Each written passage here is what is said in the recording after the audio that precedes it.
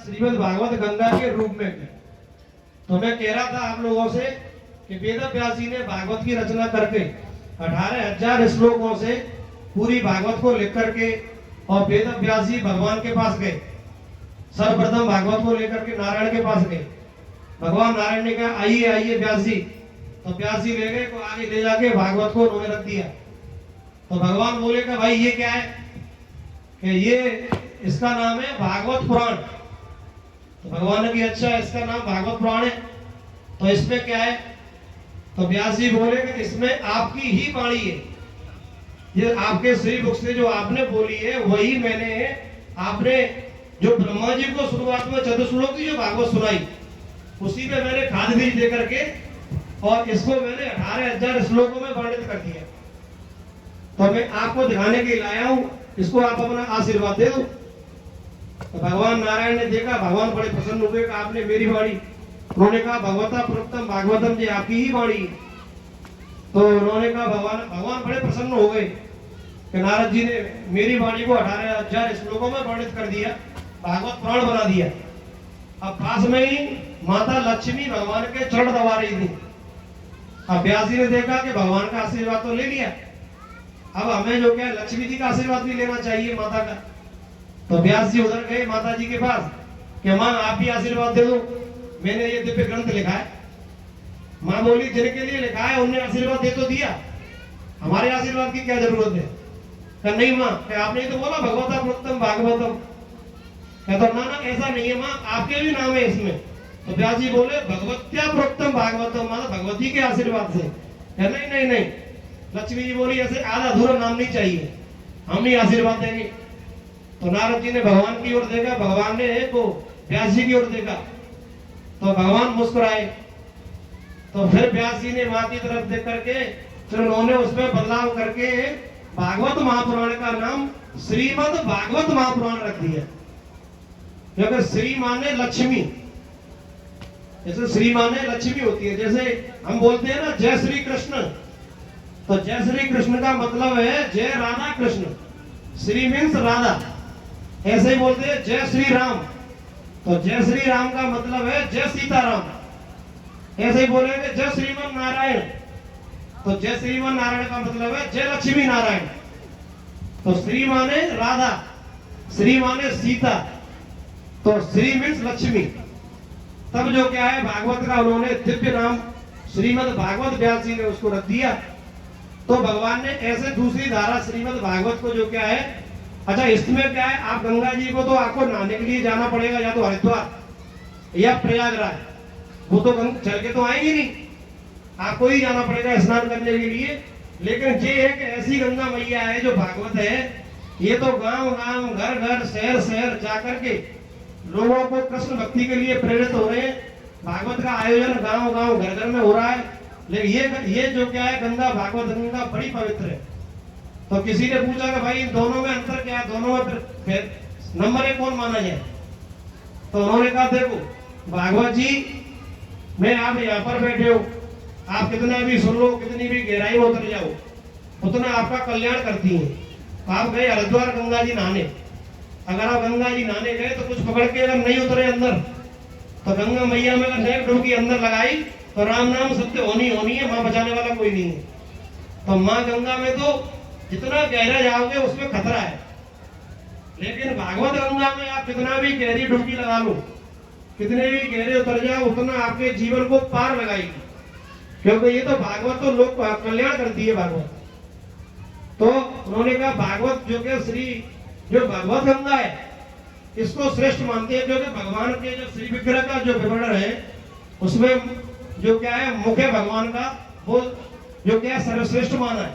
जैसे ब्राह्मणों को भगवान ने मुखारविंद बताया, अग्र जन्म बोलते हैं ब्राह्मणों को, तो भगवान ने ब्राह्मणों को श्रीमुख से संबोधित किया है। ऐसे ही ये भागवत उन्होंने अपने श्रीमुख से निकाली है। तो जो क्या है मुख का स्थान तो पैरों से ऊपर होता है, और माँ गंगा को उन्होंने पैरों से पदारविंदों से निकाला है। अगर इस नजरिए से देखेंगे तो भागवत गंगा सर्वश्रेष्ठ है हमारी। और वैसे तो भगवान के चरणारविंद भी बहुत पवित्र है, क्योंकि लिखा है भागवत में देयम सदा, इनका ध्यान करना चाहिए। वंदे महापुरुष ते चरणारविंदम, तो चरणों की महिमा भी अपनी, दोनों की महिमा अलग अलग है। तो भगवान ने दोनों को धाराओं को लोक कल्याण के लिए जो क्या है निकाला, एक श्रीमद् भगवत गंगा और एक जो क्या है हमारी माँ गंगा। तो भगवत गंगा का जो भागवत जी का अनुसरण सबको करना चाहिए, श्रीमद् भागवत की भक्ति करनी चाहिए, उसका अध्ययन करना चाहिए, क्योंकि भागवत तो साक्षात कृष्ण है। भक्ति हर किसी काम कितना भी करो, लेकिन भक्ति बहुत जरूरी है। अब किसी से कहते हैं कि भाई भक्ति में लगो, तो लोग बोलते हैं कि अभी क्या उम्र है भक्ति की, अरे कर लेंगे भक्ति, अभी क्या है। ऐसा नहीं होना चाहिए, क्योंकि भक्ति बचपन से ही की जाएगी। अगर आपने बचपन में नहीं की तो 55 में करोगे, इसकी क्या गारंटी है। अगर आपका मन अभी से भक्ति में नहीं लगेगा, ये तो अभ्यास की चीज है। अगर आप शुरू से बचपन से भक्ति करोगे तो आगे जाकर के जो क्या भक्ति में लीन हो सकते हो। आपने सोची सबरे काम कर लो, सबरा निवारण कर लो, भक्ति बाद में देखेंगे, तो भक्ति कभी नहीं कर पाओगे आप। क्योंकि भागवत में वर्णन है, महापुरुषों से संतों से सुनते हैं कि आदमी की आयु सतयुग में 1 लाख वर्ष होती थी।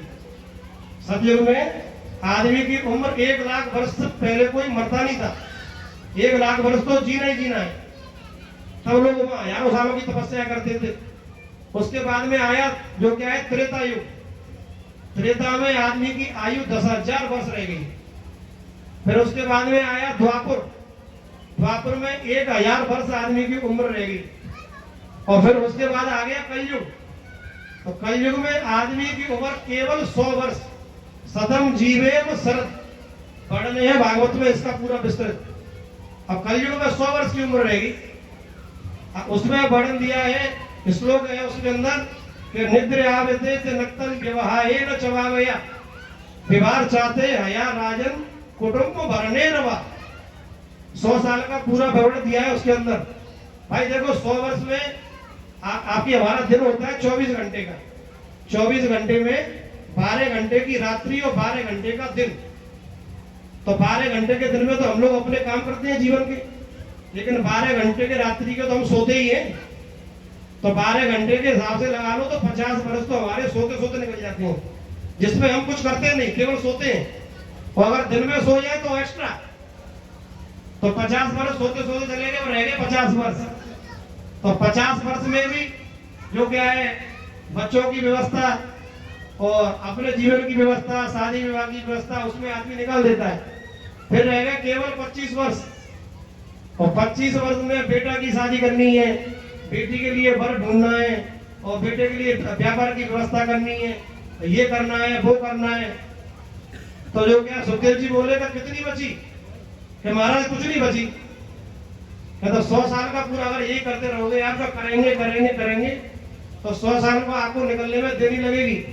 और 100 वर्ष देंगे किसने। इसलिए भक्ति तो आपको जब शुरू हो जाए शुरू से करनी चाहिए। अगर बचपन से करोगे तो आगे भी मन लगा रहेगा भक्ति में। कृष्ण के चरण रूपी नौका का आश्रय लो बस, और जो क्या है भक्ति में लीन हो जाओ। जितना टाइम मिले उतना भक्ति करो, ज्यादा जरूरत नहीं है, क्योंकि भगवान कृष्ण से बड़ा तो कोई नहीं है। सच्चिदानंद घन स्वरूप है गोविंद हमारे। भागवत के प्रथम श्लोक में महात्मा में सुखदेव जी ने बहुत सुंदर वर्णन किया है भागवत के प्रथम श्लोक का, कि सच्चिदानंद रूपाय विश्वोत्पत्त्यादि हेतवे तापत्रय विनाशाय श्री कृष्णाय वयं नमः। तो सच्चिदानंद का मतलब है सत, चित और आनंद। परमात्मा सत स्वरूप है, चित स्वरूप है और आनंद स्वरूप है। सच्चिदानंद घन स्वरूप है गोविंद हमारे श्री कृष्ण भगवान। भगवान का एक नाम है सत। सत माने है सत्य, और सत्य माने भगवान। जो त्रिकालाबाधित सत्य है, आदि मध्यांत सत्य है, और जो अपरिवर्तनीय सत्य है, इसीलिए भगवान को सत्य बोलते हैं, क्योंकि सत्य में कोई परिवर्तन कभी नहीं होता। सत्य प्रथम सत्य परंत सत्यम सत्य से योनिम नेतम च सत्य सत्य सत्यम मृत सत्य नेत्रम सत्यात्मकम त्वाम शरणम प्रपन्ना। वो तो सत्य प्रद है। भगवान में कभी भी किसी भी प्रकार का कोई परिवर्तन नहीं आता, इसलिए उनका नाम सत्य है। भगवान का दूसरा नाम है चित। चित माने होता है प्रकाश। जैसे सूर्य में रोशनी भी उनकी कृपा से और चंद्रमा में शैतल्य उनकी कृपा से। अब जैसे व्यास जी महाराज बैठे हैं तो उनको देखने के लिए लाइट लगाई है, तो ये प्रकाश है, ये उन्हीं का रूप है। हमें कोई पढ़ाई करनी है, कोई कुछ करना है तो प्रकाश की जरूरत पड़ती है, बिना प्रकाश के तो कुछ नहीं है। तो भगवान का दूसरा नाम है चित माने प्रकाश। एक तीसरा नाम है भगवान का आनंद। अब आनंद तो बहुत अलग है, क्योंकि आनंद की परिभाषा भागवत में तो बड़ी विस्तृत रूप में वर्णित है। आनंद क्या है?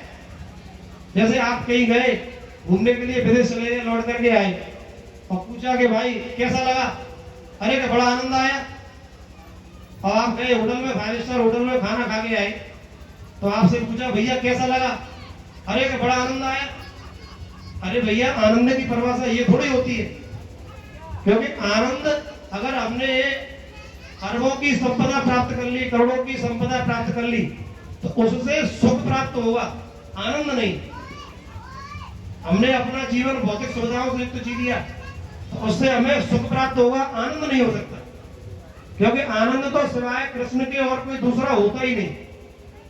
आनंद ही श्री कृष्ण है, आनंद ही श्री राम है। जो आनंद सिंधु सुख राशि, सी करते त्रय लोक सुपासी, सो सुख धाम राम अस नाम। जो आनंद के सिंधु है, राम के आनंद के सिंधु की अगर एक बिंदु भी किसी को प्राप्त हो जाए, तो ये पूरा विश्व प्रपंच आराम, विराम और विश्राम का अनुभव करता है। इसलिए राम ही आनंद है और कृष्ण ही आनंद है। तो इसलिए भगवान कृष्ण का अनुसरण करो और भगवान की भक्ति और भागवत का श्रवण। बस इन्हीं संतों के साथ मैं अपनी वाणी को विराम देता हूं, क्योंकि टाइम महाराज जी का वो हो रहा है। उनकी बहुत बहुत ही कृपा, बहुत बहुत बड़ी अनुकंपा महाराज श्री की। जय श्री कृष्णा, जय श्री राधे।